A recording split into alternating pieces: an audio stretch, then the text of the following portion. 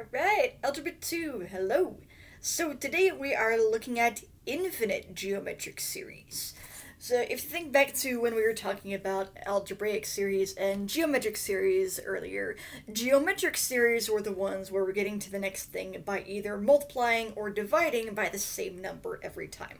So algebraic were the ones where we were adding or subtracting, geometric are the ones where we're multiplying or dividing. And we already looked a bit at adding up like the first 10 terms or the first 20 terms of a series. Today we're looking at, well, what if I want all of them? So I want to add up all the terms of our geometric series. And sometimes we're going to get a number, sometimes we're not. For example, if our series looks something like this. If I started off with a box, and I'm going to call that box 1. So I'm going to say that square is 1. Now I'm going to add a half. And there's my cat. Okay, so I'm going to add a half box to that. About half. And now I'm going to add a fourth of a box. So fourth is half of a half. So we're going to take that half a box and we're going to split it in half. And we're going to add a fourth of a box. Now an eighth is just half of a fourth because we're just going down by half. So this is half of that, half of that, half of that, half of that. Okay, so we're going to add an eighth of a box, which is going to be half the size of my 1/4 box. And you can probably see where this is going. So that's an eighth of a box. And now I add half of that, so I add a 16th of a box in.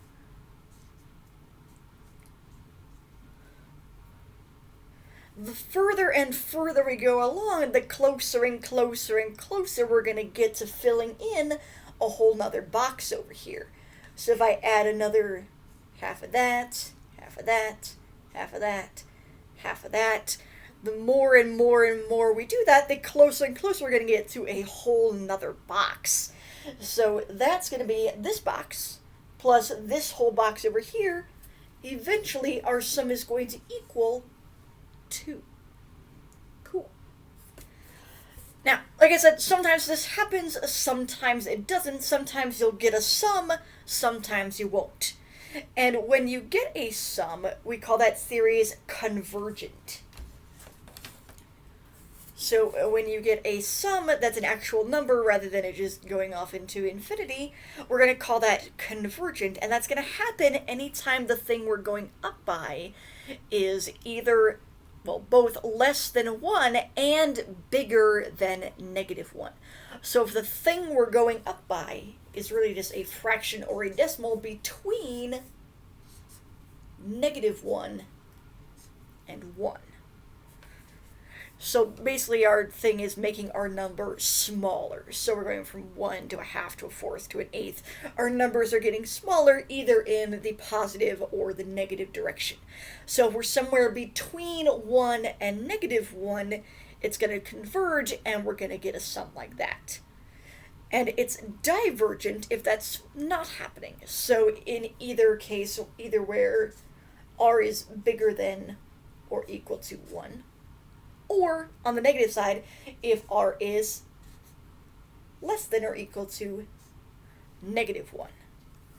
Now that 1 and that -1 actually end up down here rather than up here, because if I have a rather boring geometric series that's just like 5, 5, 5, 5, 5, where my common ratio is 1, I'm taking this times 1 times 1 times 1 times 1 times 1. I'm not going to get any closer to any particular number. It's just going to keep going up and up and up and up and up. And same thing if that number is bigger than 1. So if I'm going up by, say, 2, if I'm going 5, 10, 20, 40, 80, that's not going to get closer to anything either, because that's just going to keep going on and getting bigger until we get to infinity. So it's converging if we're getting smaller and approaching something, and that's going to happen when we're between -1 and 1 for your common ratio. And it's diverging or it's divergent if it's getting bigger and bigger, or it's getting smaller and smaller. It's getting farther away from something. If you think of a book like Divergent, she was divergent because she was getting further away from the expectations for society or whatever was going on in that book. I only read the first one. But so that's a good way to remember convergent, divergent. So divergent is you're getting further away. Convergent is you're getting closer and closer and closer to a specific number. And if it's convergent, we have a nice little formula for how to find what it's converging to so we don't have to go through and draw boxes every single time. And that formula is probably a thing you're going to want to jot down, and it looks like this. A lot of letters, but this is an S, not a 5. Sorry for my bad handwriting. This is an S that stands for sum, which again just means we're adding, so we're adding up all of our terms. A sub 1 here is your first term. So sum, first term, 1 is 1. R is your ratio. So that's your common ratio, so that's the thing you're multiplying by to get to your next term. And so far we've been saying multiplying or dividing, but in this case it is important that we want the thing we're multiplying by rather than saying we're dividing by 2. So instead of saying we're dividing by 2, we're going to say we're multiplying by 1/2, because if we put dividing by 2 in here, that's not going to work. So what we can do with this is we can use this to find the sum without going through and drawing ourselves a nice little picture and adding up all of our boxes. So we can just take our first term, which is 64, over 1 is always 1, so this is always a 1, minus, and then we're looking for the thing that we're multiplying by to get to our next term. Now, sometimes it might be something that jumps out at you really quick, like, okay, well, if we're dividing by 2 here, that's multiplying by 1/2. If it doesn't pop out at you right like that, the other way you can get that number is you can take this number divided by the number before it, and that'll give you the thing that you're multiplying by. So if I take 32 divided by 64, that gives you 1/2 or 0.5. So that's another way to get your ratio if it's not jumping out at you like that. Now, importantly, you want to watch out for if you're doing that, you're taking this one divided by that one, not the other way around. Because if you take 64 divided by 32, that'll just give you 2. That's not what you want. So this one divided by that one. And you could do that with any of the ones down here. You could say 16 divided by 32. You could say 8 divided by 16. Any of those will give you that number. Let me get rid of this. So 1/2 or 0.5, I'm going to call it 0.5 because I know you guys are fans of decimals rather than fractions. Trying to make that decimal point big enough so you can see it. So then it's just order of operations. Now, watch out for if you're one of my plug it into your calculator right away people. That's fine. Just make sure that either all of this ends up on the bottom of your fraction, or if you're treating this fraction bar as dividing, go ahead and throw some parentheses around the bottom of your fraction, because if you just plug in 64 divided by 1 minus 0.5, your calculator will do order of operations, and it'll do this first, and then subtract a 0.5 from it. That's not what you want. So if you get a number that seems weird, that's one thing you can double check and make sure that you did that. I'm just going to PEMDAS this because 1 minus 0.5 is just 0.5. So 64 over 0.5. And watch out for when you're plugging this into your calculator, you're dividing by 0.5, not multiplying by it. So 64 divided by 0.5. If you divide by something smaller than 1, you're going to get a bigger number. So that gives you 128. So that's what our series is converging towards. Cool. A couple more examples. Well, let's throw in one with a negative. So if we take a look at this one over here on the left, that's a -1 there, not a funny looking half of 4. So it's a -128, positive 32, -8, plus 2. So again, if we want to figure out what that thing is that we're multiplying by, if it's not jumping out at you like, oh, that's that number, one thing you can do is you can take this number divided by that number, and watch out for, don't forget that negative sign. That negative sign is important. So we're going to take that 32 divided by a -128. And that gives you -0.25. or if you like fractions, negative 1/4. So either way, just watch out for that negative does need to be there. Because when we're about to plug it in here, we're going to take our first term, so that's our negative 128, divided by 1 minus, because it's part of our formula, and this negative also needs to be here. Or if you went ahead and turned that into a plus a positive rather than a minus a negative, that's fine, just either or. Either they're both there or they're both not. And that gives you negative 128 over 1.25. And this is where Miss P pulls out her calculator because she's not sure what 128 divided by 1.25 is off the top of her head. 28. Watch out for that negative needs to be there. Divided by 1.25 gives you about 102.4. And that's negative. Negative 102.4. So that's what that one is converging to. Cool. Now, what we didn't check on this one, and we probably should have checked to make sure that it's converging first. So once you've got this number, you want to go ahead and make sure that that's actually between -1 and +1 before you go through and do this. Now, if you do go through and do this, you'll get something weird, and I'll go ahead and show you that on the next one. So if you happen to realize right away that this one is going up, so you got 1, 10, whoops, I should probably make that -1. -1, +10, -100, +1,000. We're multiplying by a -10. So if you happen to realize there that it's actually diverging, so we don't actually have a sum, cool.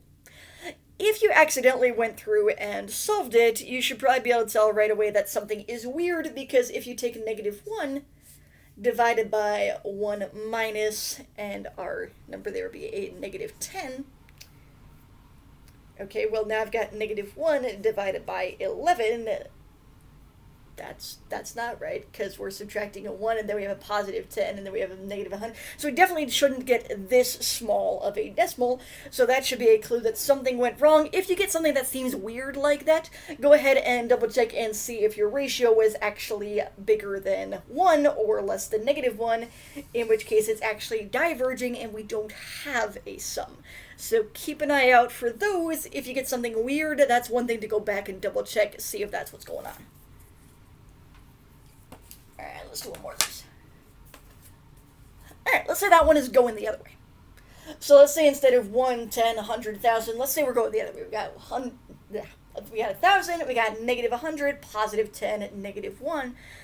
So if we're going the other way, instead of a -10 here, this is going to be a -1/10. Or if you like decimals, a -0.1. Either one's fine. And I've been decimalifying them when I threw them into your fraction, but you can do the same thing with fractions as long as you know how the fraction button works on your calculator, so that should work out okay too if you do that. So again, first term goes on top, and 1, that's always a minus, and then either a -1/10 or a -0.1, just make sure either way that that negative is along for the ride. So this minus is because it's part of our formula, this negative is because it goes with this 0.1, or this 1/10, whichever. So that gives you 1,000 over 1 minus 0.1, minus a -0.1, or plus a 0.1 if you like, it gives you 1.1. And that's where you probably want to pull out your calculator and go, well, I've got 1,000 divided by 1.1, which gives you about 909.09, technically repeating. I'm not going to be terribly picky about whether you call that 0.09 repeating or if you round that to 909.1. Not something I'm going to lose any sleep over, so either this or this would be fine. Technically, this one is more correct. Close enough. Okay, now, the last thing you're going to see is sometimes it'll be written like this, which looks kind of weird and scary, but it's pretty much saying the same thing. So when you run into something that looks like this number is your first term. this number is your r. And this little infinity sign up here is just saying that we want the whole thing rather than just like the first 5 terms or the first 10 terms or whatever that we've been seeing when we've been doing this before. So same sort of thing, just now we want all of them. So same sort of thing, we're going to take our first term, which is 5. And our r is a 1/3, so that's less than 1, so we do have a sum. So we got 1 minus your 1/3. That was my cat. Okay. Minus your 1/3, that's your ratio. And we got 5 over, I'm going to leave this one as a fraction, so 1 minus 1/3 is 2/3.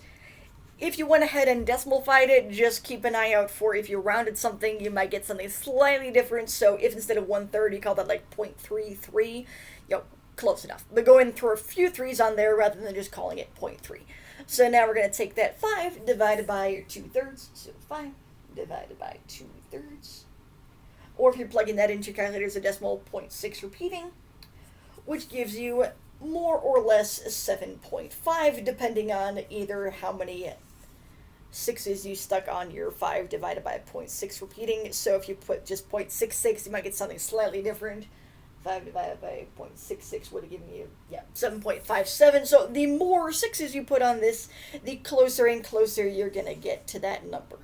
And technically, if we're rounding, that should round to 0.67 rather than 0.66. So somewhere in that ballpark, if you didn't get exactly that, it's probably because you rounded something, and that's okay. Alright, so that is what's going on with infinite series. Go ahead and check out the homework in the description below. Feel free to leave comments in the comment section if you got questions, or if you've got something that you want to email me with a question, that's fine too. And I will see you in the next section.